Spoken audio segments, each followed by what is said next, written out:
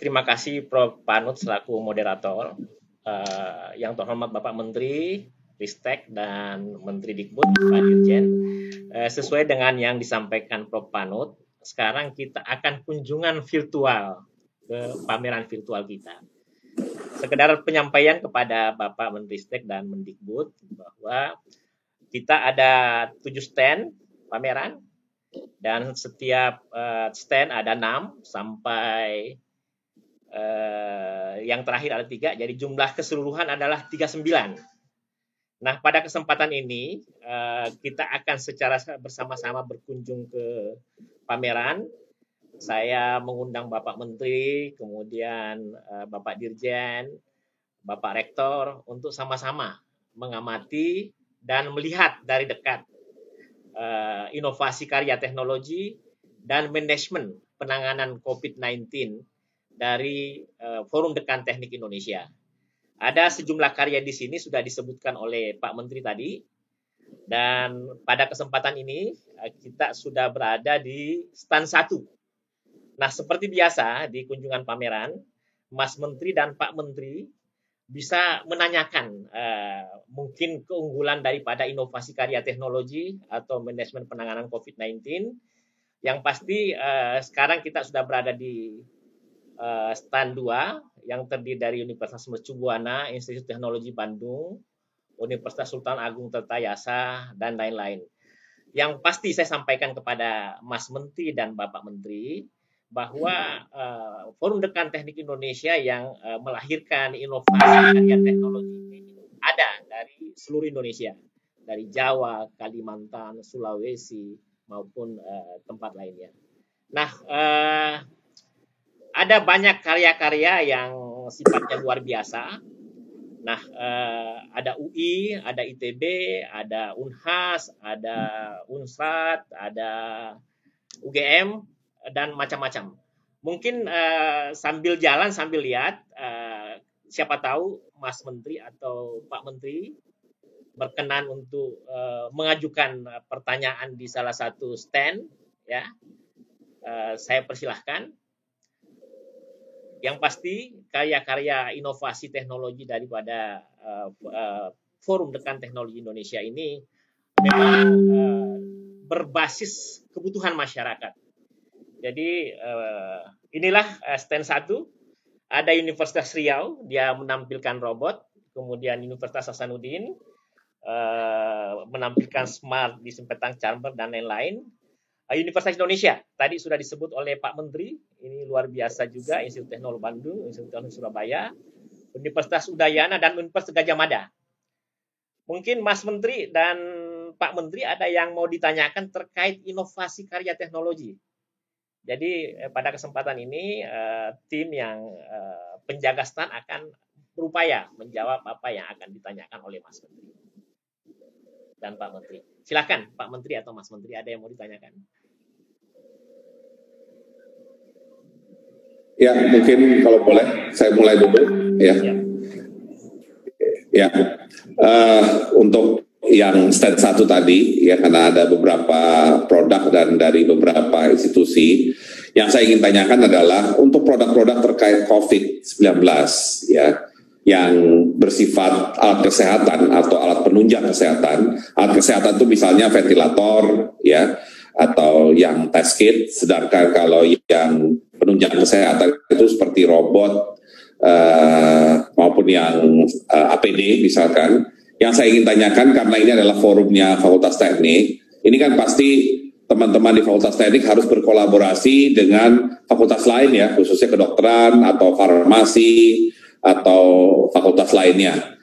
Nah, yang saya ingin tanyakan ya, mungkin salah satu bisa menjawab nanti, seberapa intensif ketika melakukan pengembangan produk ya, seberapa intensif komunikasi atau kerja bareng antara Fakultas Teknik dengan fakultas lainnya, khususnya saya ingin tanya yang dengan Fakultas Kedokteran, karena ini kan yang kita hasilkan adalah alat kesehatan yang pasti basisnya adalah dari teman-teman di Fakultas Kedokteran.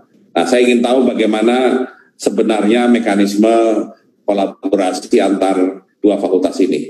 Silakan kalau ada yang bisa merespon.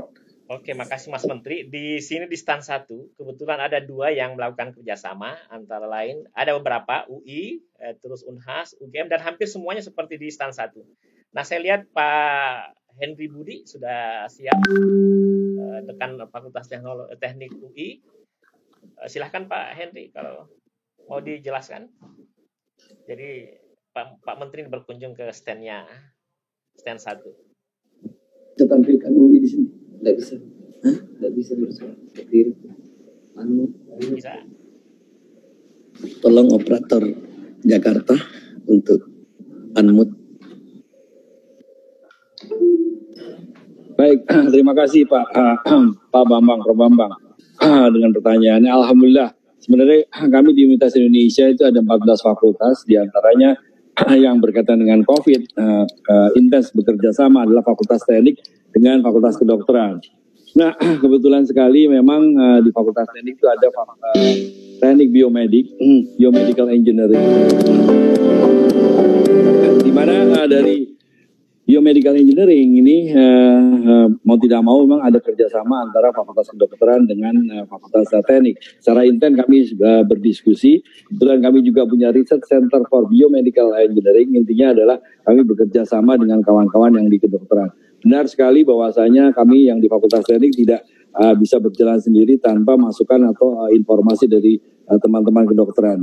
Di kesibukan para dokter ini masih kami menyempatkan, syukur alhamdulillah kami sekarang bisa melakukan juga secara online, sehingga komunikasi sebenarnya kapan saja kami bisa laksanakan. Mungkin itu jawaban dari kami. Ada 7 produk yang ada di stand kami, semua hasil kerjasama dengan teman-teman dari Fakultas Kedokteran dan Fakultas Teknik. Terima kasih Pak.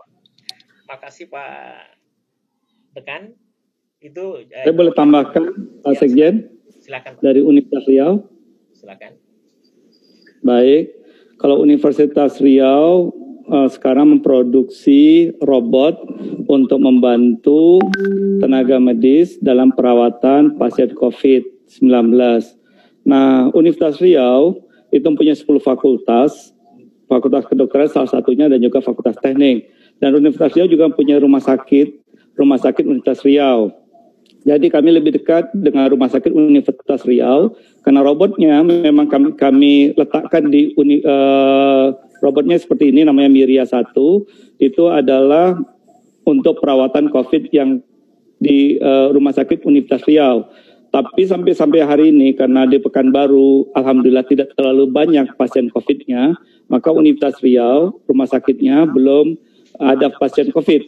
Cuma alat robotnya itu yang mampu untuk membantu pasien COVID, mengantarkan barang, kemudian juga berkomunikasi, kemudian bermanuver dan tidak akan tersentuh karena mempunyai sensor jarak. Nah, itu sudah kita buat dan juga robot ini mampu untuk membersihkan diri sendiri dengan ultraviolet. Dan kami lebih banyak memang berkolaborasi dengan direktur dan tenaga medis di Rumah Sakit Universitas Riau. Mungkin itu tambah dari kami. Oke, makasih. Jadi di stand 1 ini sepertinya hampir semua universitas yang ada, termasuk ITS, kemudian Universitas Gadjah Mada, berkolaborasi dengan fakultas lain, Prof. Misalnya Unhas dengan kedokteran gigi. Begitu juga sebenarnya ini di stand 1, di stand 2, stand 3, stand 4, stand 5, pola yang Pak Menteri tanyakan itu umumnya dilakukan oleh fakultas teknik yang ada di Indonesia, khususnya tergabung dalam Forum Dekan Teknik Indonesia. Itu untuk sementara, ini sambil kita berkunjung, ini ke stand 2, ada Universitas Bung Hatta. Ya. Mungkin Mas Menteri juga ada yang mau ditanyakan sambil lihat-lihat. Coba beralih ke stand 3. Ya, terima kasih. Saya ada pertanyaan lebih terhadap sistemis ya. Saya sebenarnya ingin sekali menanyakan kepada para dekan-dekan dan juga rektor. Di luar, pertama saya ingin ucapkan ini semua proyek ini dan inovasi-inovasi ini luar biasa. Ini membuat saya bangga bahwa di dalam masa krisis ini ada berbagai macam inovasi yang bukan sifatnya kecil saja, tapi ini benar-benar bukan hanya buatan produk lokal Indonesia, tapi seperti yang Pak Bambang bilang, ini merupakan lompatan-lompatan yang cukup impresif gitu.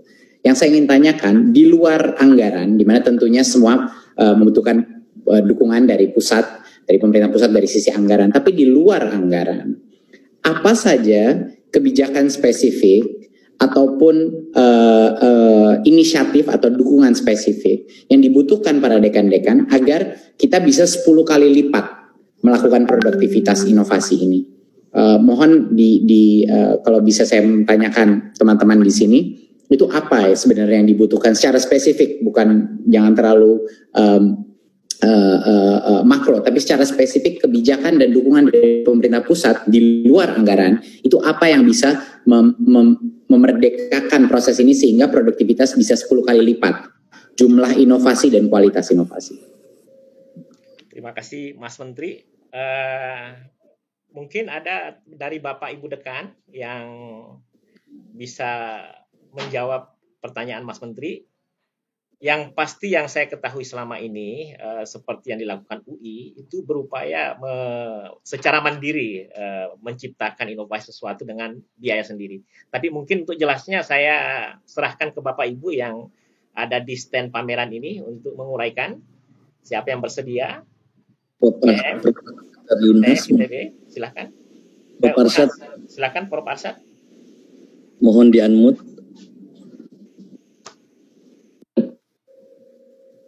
Atau UGM ITB silahkan. Yang siap, mohon bantuan supaya di-unmute.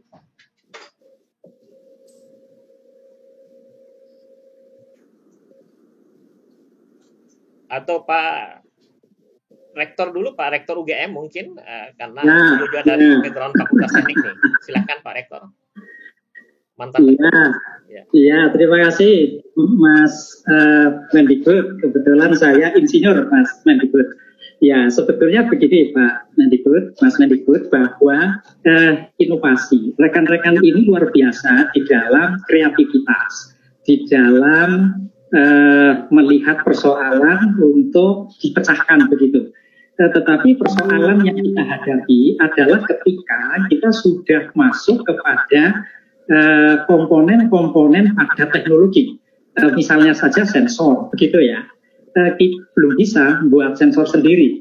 Taruhlah misalnya tadi ventilator. Ventilator itu komponen-komponen pentingnya di dalam alat itu masih impor. Sehingga untuk bisa membuat secara cepat harus menunggu barang itu datang. Misalnya semacam itu. Sehingga menurut saya bahwa ke depan kita harus punya strategi bagaimana pengembangan komponen pada teknologi ini kita buat sendiri. Sehingga kita harus membuat rute, hulu, intermediate, hilir, itu sesuatu yang bisa nyambung begitu. Sehingga ketergantungan kita kepada pihak luar ini tidak besar. Nah, untuk bisa membuat itu tentu harus ada kebijakan pemerintah, bagian-bagian atau produk-produk apa yang harus kita kuasai dari hulu sampai hilir. Masalah untuk ngerangkai alat-alat, komponen-komponen itu jago-jago betul ini para dekan dan para dosennya.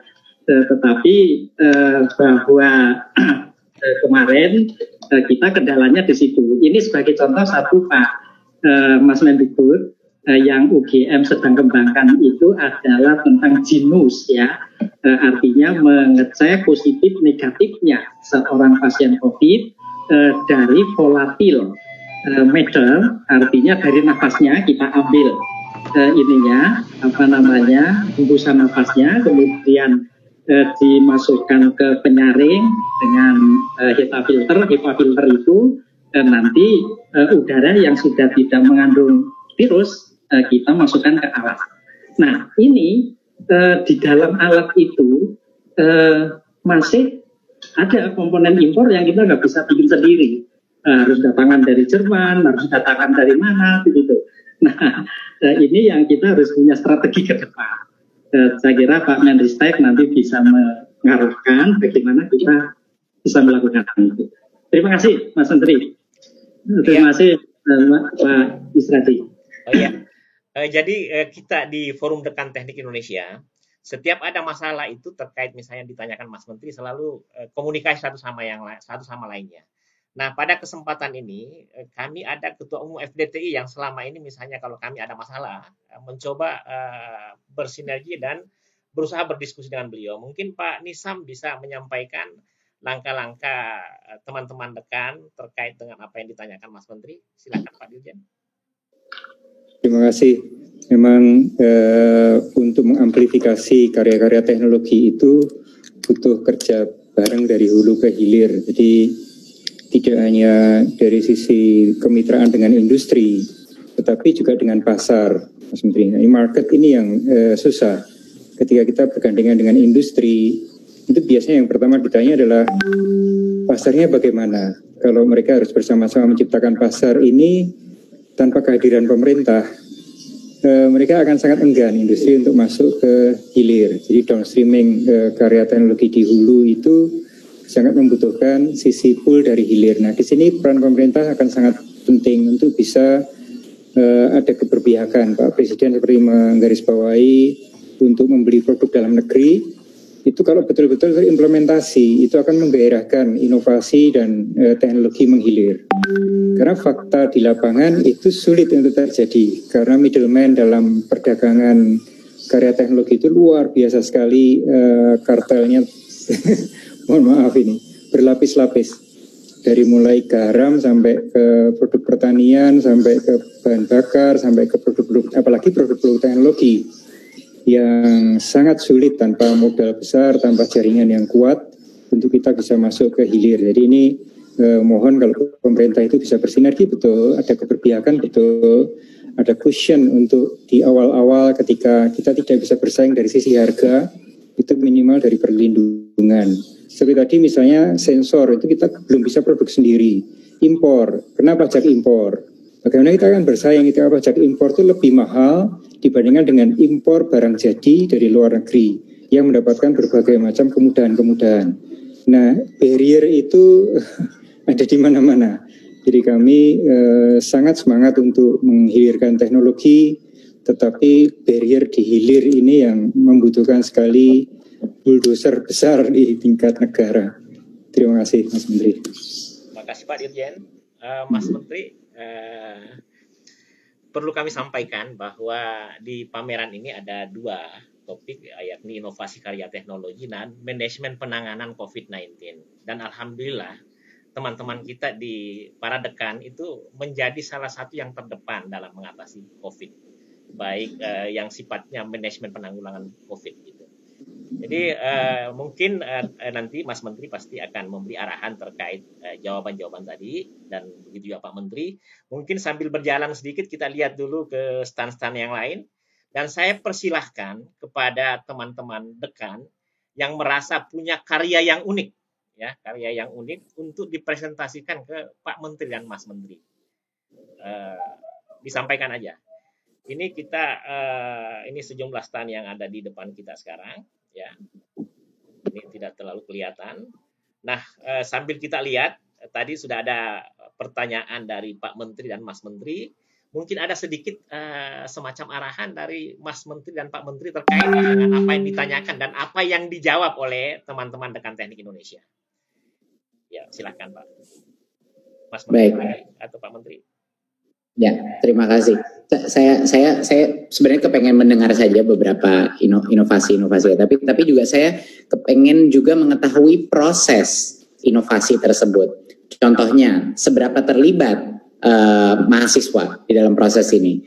Biasanya itu mahasiswa S1, S2, S3, seberapa besar partisipasi peserta didik universitas dalam program-program ini. Jadi saya kepengen juga tahu apa prioritasnya. Dan yang kedua juga kepengen tahu bagaimana ya kita ke depannya bisa memberikan dukungan dari sisi regulasi terbesar untuk memastikan bahwa kalau dosen-dosen dan mahasiswa ingin berfokus kepada inovasi-inovasi ini, dia tidak punya rantai-rantai birokrasi lainnya yang akan menghadang dia mendedikasikan waktunya, effortnya, dan tentunya dari sisi mahasiswa, kreditnya dapat dan lain-lain. Itu apa yang bisa dilakukan. Jadinya saya ingin mengetahui mengenai masing-masing produk-produk dan inovasi, tapi saya juga mau tahu seberapa besar partisipasi mahasiswa di dalam inovasi-inovasi ini, karena saya dan juga apa yang bisa kita lakukan untuk memutuskan rantai-rantai birokrasi sehingga dosen-dosen bisa lebih banyak lagi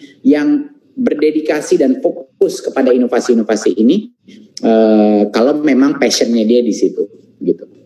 Silakan. Tapi saya ingin dengar juga dari para dekan-dekan produk-produk caster sendiri juga. Terima kasih banyak Mas Menteri, luar biasa. Jadi yang kata kunci adalah pelibatan mahasiswa. Mungkin ada yang mau jawab, Pak Ngakan barangkali, silakan Pak Ngakan. Prof Ngakan ini adalah Wakil Ketua Umum FDTI yang juga dekan Fakultas Teknik Universitas Udayana. Silakan Pak.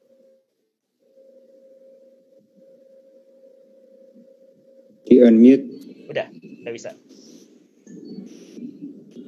Belum bisa. Oke.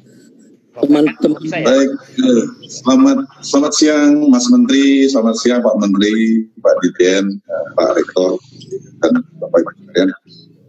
Saya sedikit menanggapi apa yang ditanyakan oleh Mas Menteri ya. Saya kira kalau kami di Universitas Udayana ini pasti kami melibatkan mahasiswa ya, karena mahasiswa ini yang ujung tombaknya mengerjakan itu. Kami dosen-dosen tentu hanya mengarahkan saja. Jadi seperti mahasiswa kami adalah ada kelompok studi robotek, itu membuat robot mereka. Kemudian kelompok studi Weimana namanya, itu membuat face shield dengan 3D printer. Kemudian bilik disinfektan, bilik antiseptik, dan termasuk bilik swab itu juga dibuat oleh tentu oleh mahasiswa kami ya. Kemudian yang alat cuci tangan semuanya otomatis, fully otomatik ya. Itu juga semua dikerjakan oleh mahasiswa, tentu dengan bimbingan dari para dosen. Kemudian juga tentu kami bekerja sama dengan seperti pertanyaan Pak Menteri Pak Menteri Kemendikbud ya. Kami juga bekerja sama dengan Fakultas MIPA untuk antiseptiknya dan cairan disinfektan ya.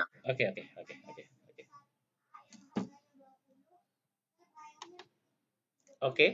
Kemudian RSPTN demikian. Nah kemudian yang satu lagi Mas Menteri, saya kira betul apa yang disampaikan oleh Pak Ketua Umum kami. Riset, inovasi dan teknologi yang kita kembangkan tentu ini perlu hilirisasi ya, agar tidak mentok hanya sampai di hasil riset di publikasi itu saja. Bagaimana kita bisa bekerja sama dengan industri? Nah, syukur sekarang Merdeka Belajar ini sangat kami sangat kami dukung Mas Menteri, sehingga kita bisa berkolaborasi benar-benar dengan industri, sehingga apa yang kita hasilkan, inovasi apa yang kita hasilkan ini bisa dihilirisasi dan bisa dijual dan digunakan oleh masyarakat. Saya kira itu Mas Menteri, terima kasih. Iya. Oke, terima kasih Pak. Jadi ada yang banyak mau menjawab nih, tapi mungkin ada pertanyaan juga dulu dari Pak Menteri sebelum saya persilahkan ITS untuk memberi tanggapan atau komentar. Pak Bambang, Prof. Bambang silahkan. Ya, mungkin sedikit aja pertanyaan. Ini tentunya ketika kita melakukan inovasi, ya, tentunya tidak hanya memenuhi standar dari teknologinya atau standar dari produknya, tapi juga kita bicara mengenai harga. Ya, berarti biaya produksi ini akan menjadi concern. Nah, yang saya ingin tahu untuk para peneliti atau inovator yang ada di lingkungan Fakultas Teknik yang hadir, ya, dan yang produknya banyak disampaikan dalam pameran virtual ini, seberapa jauh faktor biaya produksi atau harga itu menjadi bagian dari kegiatan penelitian itu sendiri. Maksud saya adalah jangan sampai kita melakukan penelitian dengan hasil yang ternyata tidak visible atau tidak harganya istilahnya terlalu mahal, ya, sehingga mengurangi minat dari dunia usaha untuk melakukan hilirisasi. Nah, yang saya ingin tahu, apakah ketika mengembangkan produk dalam proses R&D-nya itu faktor besar kecilnya biaya produksi itu menjadi perhatian utama? Ya, silakan. Oke, makasih Pak Menteri. Dari ITS saya persilahkan. Teman yang lain dari Unhas atau dari universitas yang lain disampaikan aja ke panitia untuk disampaikan ke saya. Silahkan Pak Ketut dari Institut Teknologi Surabaya. Saya 10 November. Terima kasih, saya Ketut Edi Purnama, Dekan Fakultas Teknologi Elektro dan Informatika Cerdas ITS, Pak Menteri. Jadi jika saya menjawab pertanyaan Pak Mendikbud dulu, Mas Menteri, terkait dengan peran mahasiswa, itu sebenarnya memang sama seperti Pak Dekan Teknik Udayana, itu sangat krusial karena mereka yang jadi tulang punggung. Sebagai ilustrasi, kami diminta untuk membuat robot servis oleh ITS bekerja sama dengan Rumah Sakit Universitas Airlangga, dan kami berkolaborasi. Nah, itu kami buat dalam waktu 2 minggu, Mas Menteri. Nah, ini dengan dukungan dari teman-teman mahasiswa yang kebetulan tidak bisa pulang, karena tidak diperbolehkan oleh orang tuanya gitu ya, takut menulari gitu ya. Kemudian kami juga sangat mengandalkan peran serta mahasiswa dalam membuat sistem input data dan visualisasi sebaran COVID untuk Dinas Kesehatan Jawa Timur, yang saat itu masih menginput secara manual melalui Excel. Nah, kami membuat aplikasinya dari kolaborasi antara dosen mahasiswa yang masing-masing ada di daerah yang berbeda gitu ya.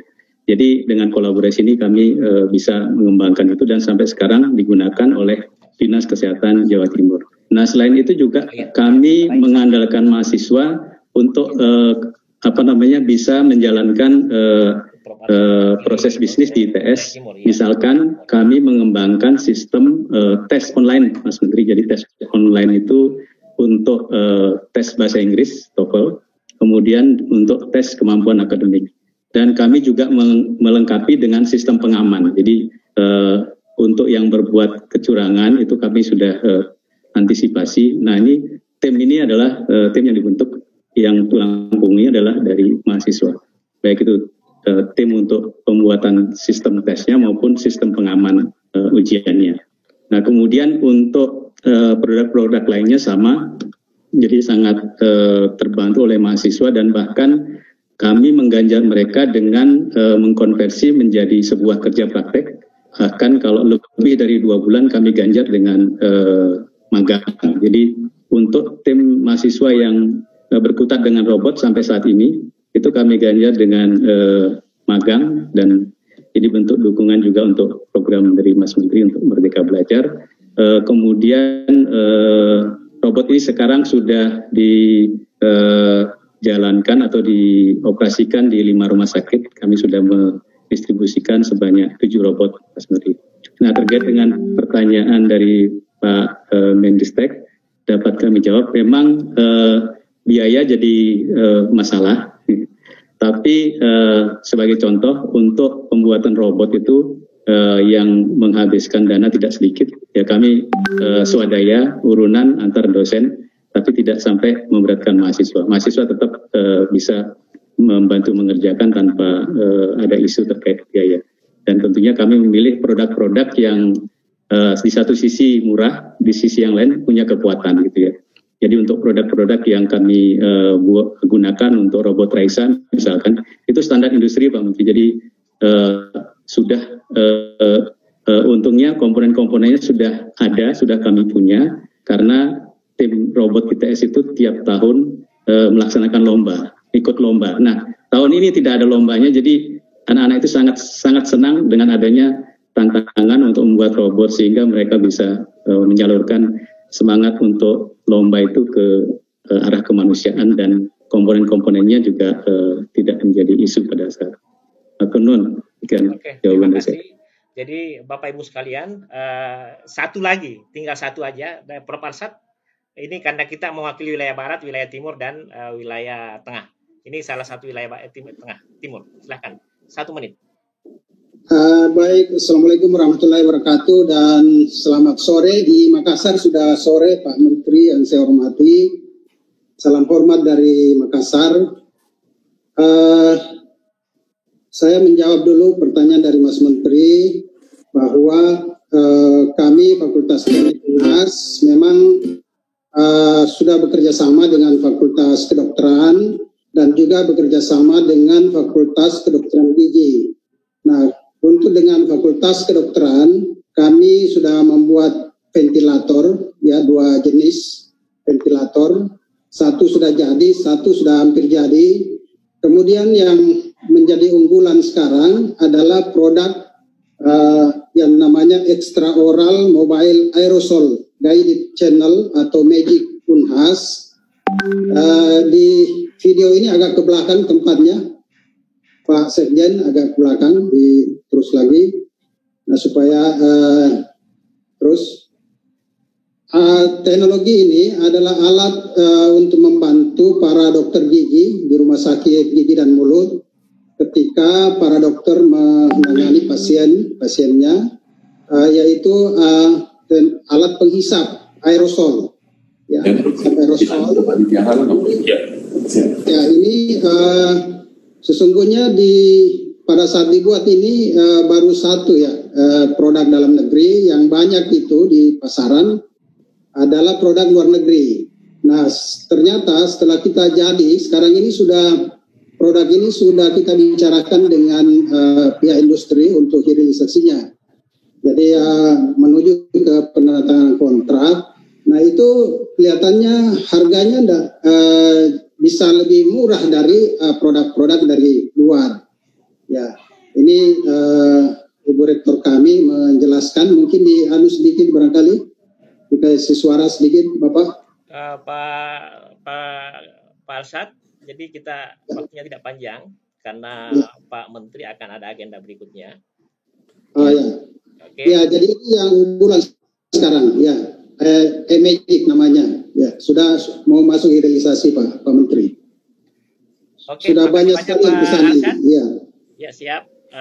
Kita terbatas oleh agenda itu. Makasih itunya. Jadi yang terakhir ini untuk Mas Menteri dengan Pak Menteri, ya. Tadi ada 2 kata kunci, inovasi dan manfaat inovasi itu untuk kemaslahatan kemudian berbasis ekonomi. Nah, pertanyaannya, kira-kira bentuk kerjasama apa yang dilakukan antara Kemristek dan Kemdikbud terkait inovasi seperti yang dibahas tadi? Mungkin Mas Menteri dan Pak Menteri silahkan dijawab. Dan setelah itu sekalian nanti sebagai terakhir menyampaikan kesan dan pesan terkait pameran inovasi karya teknologi yang menurut Saudara Sakir Sabara ini pameran virtual terbesar di Indonesia untuk sementara. Itu aja barangkali kami persilahkan, kira-kira sinergi antara Kemristek dan Kemdikbud untuk kita mencapai modelnya kayak gimana ke depan. Silahkan Bapak. Silakan Pak Bambang. Pak Menteri, silakan. Baik, terima kasih Mas Mendikbud. Jadi antara Kemdikbud dan Kemristek BRIN itu ada sinergi yang sangat baik, karena dari Kemristek BRIN kami memahami sekali bahwa aktor utama di bidang penelitian di Indonesia, baik dari secara jumlah, kuantitas maupun kualitas, itu adalah yang ada di perguruan tinggi, ya, para dosen. Ya, jadi kami sering menyebutnya peneliti yang ada di perguruan tinggi.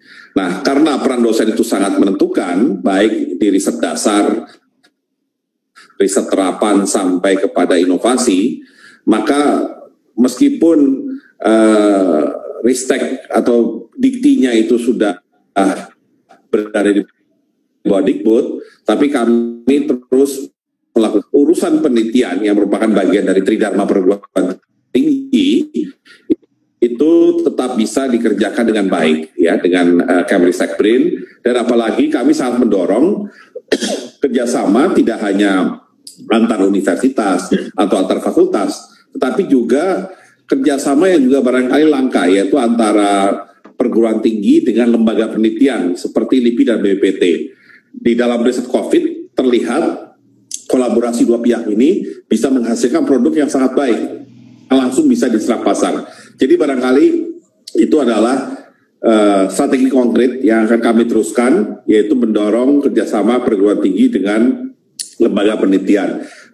Dan terakhir, saya menyampaikan apresiasi atas pameran virtual itu yang memang ini masih uji coba sifatnya, tapi ini akan menjadi referensi ke depannya selama masa pandemi ini masih mengharuskan kita untuk lebih banyak menjaga jarak atau stay at home. Maka pameran virtual ini barangkali akan menjadi contoh pameran-pameran lainnya sehingga kegiatan ekonomi tetap berjalan, dan yang lebih penting para inovator tetap semangat karena produknya tetap akan bisa dilihat dan diamati oleh masyarakat secara luas. Terima kasih untuk Forum Dekan Teknik Indonesia. Mas Menteri silahkan. Ya, terima kasih Pak Bambang. Jadi saya mungkin menjelaskan sedikit analogi antara perbedaan sedikit tanggung jawab dan bagaimana alokasi tugas antara Menristek dan Kemendikbud. Jadinya kalau dari sisi riset yang menentukan arahan strategisnya dan juga melakukan alokasi pembiayaan riset itu ada di Menristek. Tugas Kemendikbud untuk mensukseskan ini adalah untuk membantu dengan menyiapkan dapurnya. Dapurnya ini harus kuat sekali. Jadi dari sisi SDM, dari sisi regulasi, agar semakin banyak perguruan tinggi bisa melakukan penerapan inovasi secara efektif. Jadi contoh ya, saya kasih beberapa contoh-contoh. Untuk bisa melaksanakan program ini secara sukses, dosen dan mahasiswa harus diberikan apresiasi yang sebesar-besarnya untuk berpartisipasi di dalam riset-riset inovasi ini. Ini nggak boleh secara sistemik ini menjadi kayak ekstrakurikuler.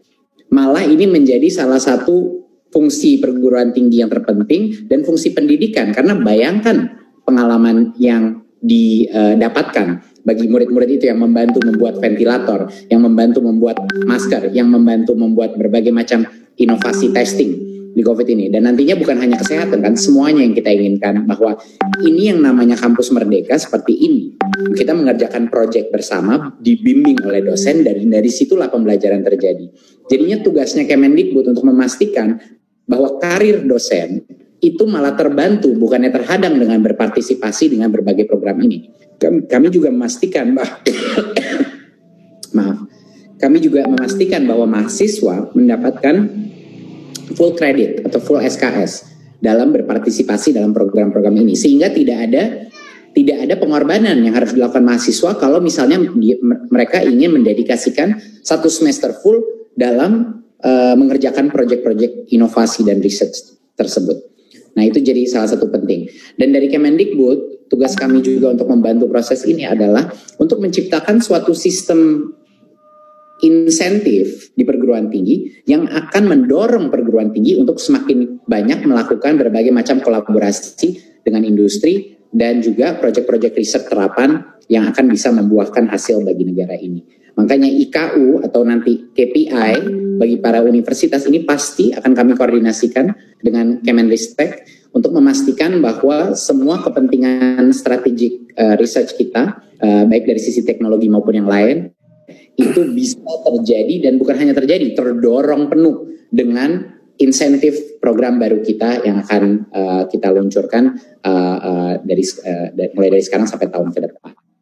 Jadi itu kira-kira pembagian tugasnya ya, dan juga bagaimana kami akan mendukung full programnya research Pak Bambang di Kemenristek dengan menyediakan dapur yang sehat dan yang terinsentif untuk bisa melakukan itu, sehingga dosen-dosen, rektor, dekan tidak tertahan atau tidak terconstrain dengan berbagai macam regulasi dan birokrasi, sehingga tidak bisa mendedikasikan waktunya untuk program-program ini. Untuk kedepannya, saya ingin ucapkan bahwa kita jangan hilang momentum ini. Ini momentum yang luar biasa, dan sekarang fokusnya kepada krisis negara yang paling kritis, yaitu kesehatan. Tapi harapan saya berbagai macam solusi di strategis di berbagai macam kebutuhan kita, import substitusi, kebutuhan climate change kita ke depan.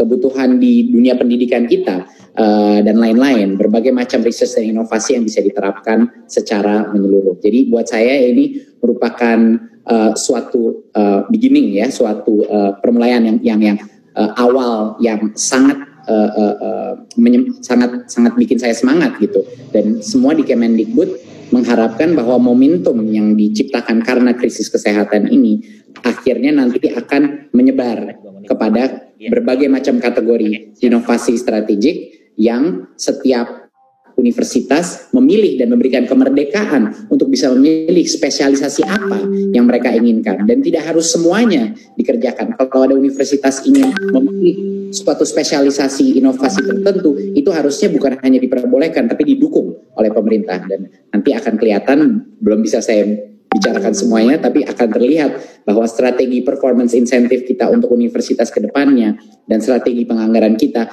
akan sangat align ya, sangat selaras dengan kemerdekaan universitas untuk memilih apa aspirasi, fokus mereka dan spesialisasi mereka. Terima kasih. Wassalamualaikum warahmatullahi wabarakatuh. Selamat Dekan Teknologi dan Insinyur Indonesia. Ini merupakan suatu hal yang harapannya kita semakin sering melakukan ini dan memamerkan ini kepada masyarakat untuk menunjukkan keunggulan perguruan tinggi kita. Terima kasih Mas Menteri. Terima kasih banyak Pak Menteri. Jadi remarks dari Prof. Nizam, semua ini untuk kepentingan bangsa dan negara. Sekaligus perlu saya sampaikan bahwa sebenarnya nanti akan dipimpin Pak Sakit presentasi terkait inovasi karya teknologi. Tapi mengingat Pak Menteri akan ada kegiatan, saya persilahkan Prof. Nizam untuk remarks terkait kegiatan yang kunjungan Menteri ke pameran ini sekaligus lagu Padamu Negeri. Silakan Pak. Akan dilanjutkan nanti dengan presentasi pameran. Silakan Pak Nizam. Ya, terima kasih sekali lagi Pak Menteri dan Mas Menteri atas perhatian ke Forum Dekan Teknik Indonesia. Insya Allah kita siap untuk membangun Indonesia dengan karya teknologi, karya inovasi, dengan semangat kampus merdeka, dengan semangat untuk mewujudkan kedaulatan bangsa di dalam teknologi dan inovasi. Jadi inovasi tiada henti adalah semboyan kita Forum Dekan Teknik Indonesia. Dan biasanya kalau di engineering itu doers, jadi seperti rencana pameran ini baru kita gagas 5 hari yang lalu dan hari ini bisa terwujud. Jadi ini kita semua keturunan Bandung Bondowoso, jadi biasa bekerja semalam selesai gitu. Ini pameran ini baru disiapkan kemarin sore dan tadi malam Pak Zakir Sabara dan kawan-kawan sampai subuh baru selesai mengemas seluruh pameran. Alhamdulillah pagi ini, siang ini, sore ini bisa kita wujudkan. Sekali lagi terima kasih. Dengan sinergi triple helix, quad helix, penta helix, insya Allah kita akan bisa membangun kedaulatan bangsa dan negara untuk membangun ekonomi dan kesejahteraan masyarakat luas. Sekali lagi terima kasih atas waktu Pak Menteri, Mas Menteri, dan mari bersama-sama kita tutup dengan lagu Padamu Negeri. Silakan operator.